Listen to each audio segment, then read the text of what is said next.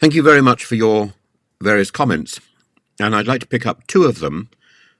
User OE9HJ9YL7M. Sunak and his like have no desire to reduce the backlog of asylum applications, as they can use these figures to amplify their twisted rhetoric, describing an invasion of illegals to right-wing nutters. If they made a concerted effort to process old claims, then the genuine claimants could remain and contribute, and illegals could be removed in a humanitarian way. Absolutely. Absolutely.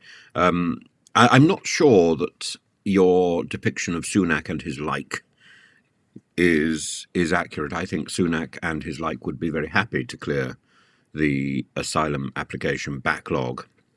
I think they don't know how to.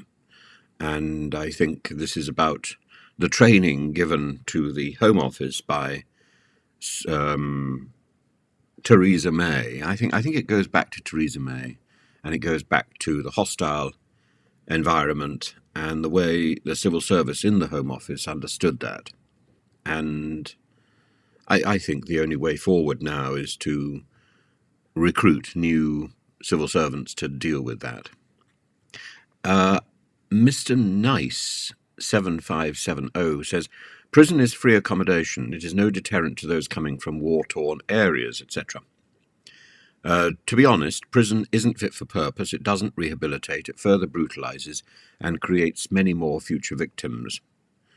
Should be used to contain only those proven to be absolutely unsafe for wider society. Well, I'm afraid modern prison is increasingly failing to rehabilitate, and certainly brutalizes and creates many future victims. I think we have forgotten that Elizabeth Fry, the prison reformer, was on our, I think, £5 note. And it's a great shame that we've lost that, because it was a daily reminder of the important work in prison reform. What is a prison for? Is a prison simply to lock people away, or is a prison there to rehabilitate and to send people back out into society where they can make some sort of contribution? I like to think the latter is the case, but I am aware that prisons at the moment are not doing their job, and this is something that it doesn't seem to matter how much effort the prison minister makes to repair things. Rory Stewart was a very thoughtful prison minister, and it's a great shame that he's no longer in the government. And I think a good few years of Rory Stewart would have probably solved a lot of the problem of prison, and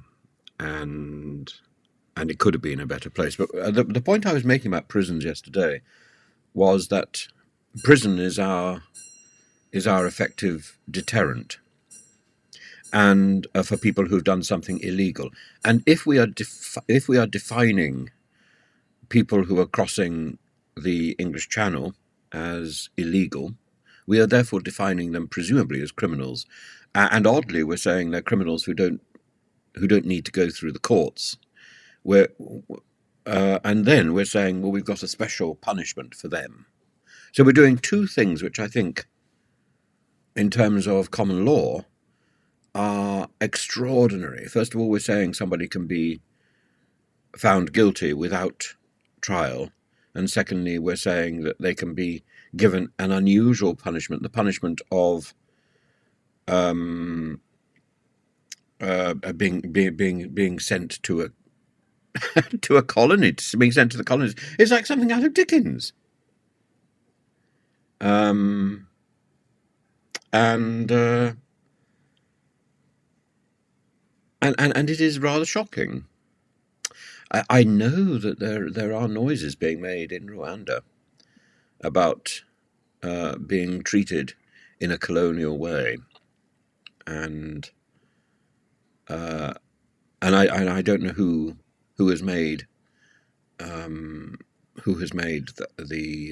these noises, and I don't know what has provoked them, but the being transported for life and being done so without a trial. I don't think that sits well with our image of being a society that that respects law. This is a society that is ruled by rhetoric.